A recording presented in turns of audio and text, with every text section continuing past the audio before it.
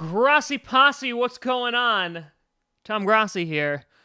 This is not a football-related post. This isn't even a Game of Thrones-related video. Obviously, by the title, this is all about Avengers Endgame. And I this is not going to be like a professional review or anything like that. I just thought people were basically sharing that they would like to hear my opinions regarding the MCU's latest movie. And I saw it this morning, and I feel like I want to talk about it. I feel like I just have to talk about it. So before we get into that, this is going to contain spoilers. Spoilers, spoilers, spoilers. So if you have not seen Endgame or are thinking about seeing Endgame, do yourself a favor and go and see it in a movie theater. I know that spoilers have been relentless online. Do your very best to go in as clean as possible. I was thankfully able to do that and go and see it this morning. And so then come back to this video if you want and if you remember. But if you're still here, you either don't care about Avengers Endgame or you've already seen it and you need to decompress just like I do. So the first thing, let's get out of the way. I know reviewers usually leave it to like the very end on how they like an overall grade or how they thought about the movie. I absolutely loved this movie. The last act, starting with, again, spoilers, this is your last chance, starting from when Thanos arrived on Earth, destroying the Avengers compound, and everything past that was the most magical movie experience I have ever been a part of in my life. I cried like full-blown tears, not just at the sad parts, but I was so like goosebumps during Infinity War when Thor comes into Wakanda, the bring me Thanos, amazing, incredible. And I was like, oh man, I don't know if anything's gonna be able to top it. Oh man, did things top it. Like, holy crapola, Batman. We'll get to the ending though in a few minutes.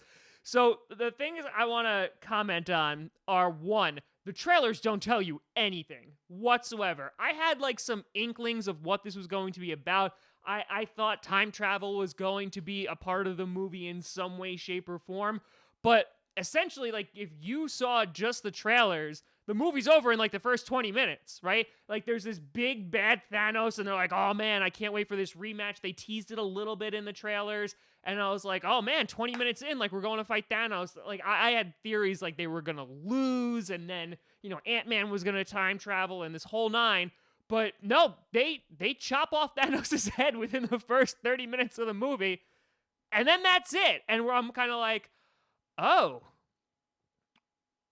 so that's it, huh?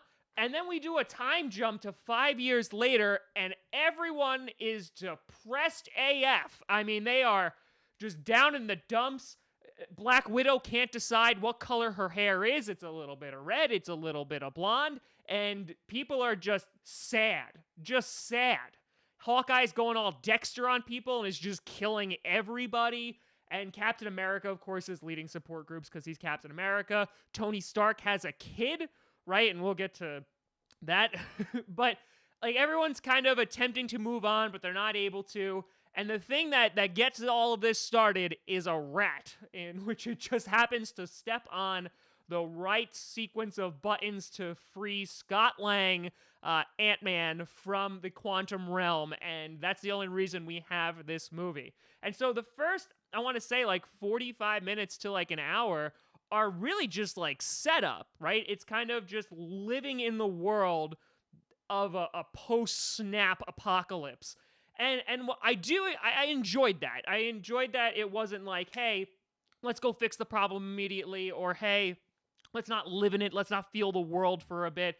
Instead, like, there was a lot of character developing moments, and I know some people are gonna be like, it was boring, there really wasn't a whole lot. And real quick, one of the characters I really want to touch on is Thor, right? So the reveal of Thor essentially being the Big Lebowski, in that he's like in bathrobes, he is obviously overweight, wearing sunglasses, being drunk all the time, he's got his long hair back, he's got a really long mangy beard. I know a lot of like die-hard Thor fans are going to be super duper pissed about him. They're like, oh, they did my boy dirty, and he stayed like that the entire film, which I think was ballsy as hell. But I think the important thing to realize is that like you have Ragnarok, right? So Thor 1, whatever. Thor 2, terrible. Ragnarok really redeemed the Thor character, and I thought he was one of the best parts in Infinity War. And here, this was a character who was seen, or he felt a failure, that he didn't go for the head, at least the first time. And so he feels like all this weight's on his shoulders. So he went back to like Thor 1, right? He went back to his antics of like, I'm just going to drink. He was hanging out with Mike and Korg, and they were playing Fortnite and drinking and doing all of that stuff. But I think it's important to realize again that his arc isn't over, right? You have other characters whose arcs ended in this movie. But Thor teaming up with Guardians, again, for Asgardians of the Galaxy, is either going to be featured in Guardians of the Galaxy 3, or if there is a Thor 4, and Phase 4 is going to be announced after Spider-Man Far From Home. So I'm excited to see where they're going to continue with Thor's arc, because I feel like it's a rebirth of his character. I think he's one of the more interesting characters in the MCU. Guys like Iron Man, guys like Captain America, I mean, they've kind of run their course, right? It's kind of like, okay, like this was like a definitive end for both of those characters, and I think it was a very fitting end for them as well. But Thor, he's still got some stories to tell. So I can understand people pissed off if like Thor is your favorite character, but he's not gone. So there will be more Thor.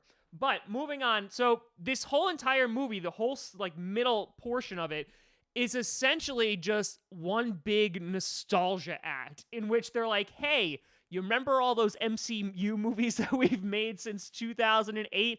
Let's go back and revisit a lot of them. Guardians of the Galaxy 1, Thor the Dark World, whoever thought that was going to be important? The OG Avengers, right? They're going to Volnir, so they're going back to Infinity War. And I thought this worked really, really well. I absolutely loved the scenes in New York, whether it was Cap fighting Cap, right? And like the whole, I could do this all day. And he's like, I know. And, you know, America's ass, which Godspeed and God bless. You also had some phenomenal character moments. With the Ancient One, I love the interaction between Hulk and the Ancient One, and that she was there during the Battle of New York. I absolutely loved that. And the fact at the end that the thing that she knew that Doctor Strange was going to be Doctor Strange before he was Doctor Strange, and like had so much faith and trust in him that if he was going to give up that stone willingly, he had to be right. And that kind of, you go back now and watch Doctor Strange, like I feel like that moment gives that whole movie a whole nother layer of context and gives it a lot more meaning. Like when she kicks him out and when she puts him through all these trials, like she knows that he is going to be the best of the best. He is going to be the Sorcerer Supreme. And so I absolutely love those interactions. In addition, we had Guardians of the Galaxy 1 throwback when Come and Get Your Love from Redbone started playing. I'm not like, all the nostalgia started building up in my chest. I absolutely adore Guardians of the Galaxy 1, so that was a phenomenal moment. And so even like the stuff with Nebula was really good too, and I like that they threw that curveball. It wasn't as easy as just go and get the stones and hop back into the future. It was Thanos found out, and he's obviously like saw what older Thanos was going to do, seeing like, this was a part of my destiny, I am going to succeed, I can't fail. And I think one of the things I loved about Thanos the most in this movie is how different he was from the Thanos we saw in Infinity War. And one of the theories going around is like, after Thanos kills Gamora in Infinity War, he kind of softens up a little bit, in that you could almost empathize with him, or at least sympathize with him, that you can at least kind of rationalize why he's doing what he's doing, etc. And because of that, like, a lot of people, like, there's a whole subreddit on Thanos did nothing wrong. And in this movie, it's all pre-killing of Gamora. He is just like a ruthless, aggressive, no-nonsense, genocidal, like, maniac. And I just loved that kind of difference in character and the presence that Josh Brolin brought Thanos in this movie. So I really, really enjoyed those differences. In addition, Obviously the Black Widow and Hawkeye suicide fight in which he's like, no, I'm gonna kill myself. No, I'm gonna kill myself. That left me pretty shocked. I wasn't expecting Black Widow to die, considering there's rumors that she's going to get her own solo movie. So that pulled on the heartstrings a little bit. I'm not gonna lie though, like when they were splitting up into teams, I think I would have loved if Captain America was the one who went to Volnir and like met with the Red Skull, just to Red Skull be like, crap, it's you again. just to see that interaction, I would have thoroughly enjoyed that. But obviously things go awry. You have Tony and Steve, they need to go back further in time into the 70s because Loki escapes with the Tesseract, which is probably going to be the spin-off TV show that's going to be on the Disney streaming network. And there's this great moment between Tony and Howard Stark, and that he gets to like kind of communicate with his father and even say goodbye to his father. And then you also see Cap kind of seeing Peggy through the window, which is alluding to what is going to come for his character. And so I thoroughly enjoyed that. And it also with Thor: The Dark World, and I found out later that Natalie Portman actually didn't come back for the cameo, although that was just a deleted scene that was used for her, which is a little disappointing, but it's neither here nor there. We had plenty of great cameos. But like that moment between like Thor and Thor's mom, because I'm not gonna lie, Thor: The Dark World sucked. Like everything was terrible about it. So for them to go back and like actually make that movie have some more meaning was kind of nice. Also, the Asgardians also referring to Rocket as a rabbit was a wonderful touch. But I enjoyed every single bit of that. Then they get back into the future. The one thing I was kind of like meh about is all of a sudden we don't need an Infinity Gauntlet anymore. There's just Stark tech. Oh yeah, no, the Iron Man glove. I'm okay with it. It's fine. But like, there was a whole movie, like a whole scene of Infinity War that was like, oh man, like the dwarves, like they needed to do this in the from a dying star, and then they were just like, oh no, Stark tech.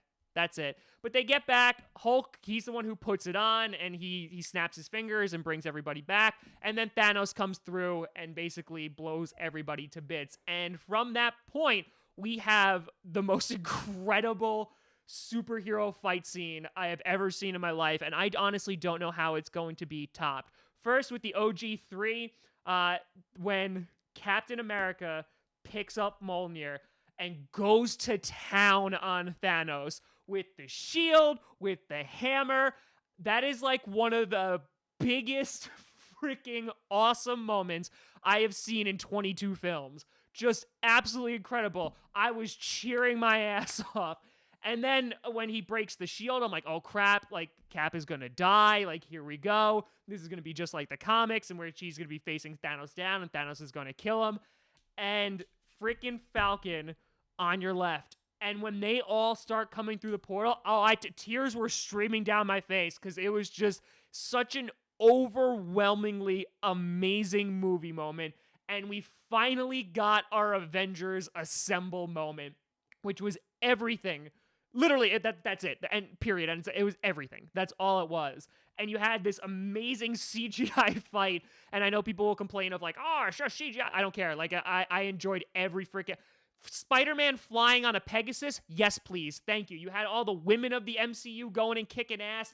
Captain Marvel, even though she didn't do a whole lot, I love the scene where she just comes through and flies through Thanos' ship, and Thanos headbutts her, and she's just like, nah, you gotta come over with something a little bit tougher than that. Like, that was so badass.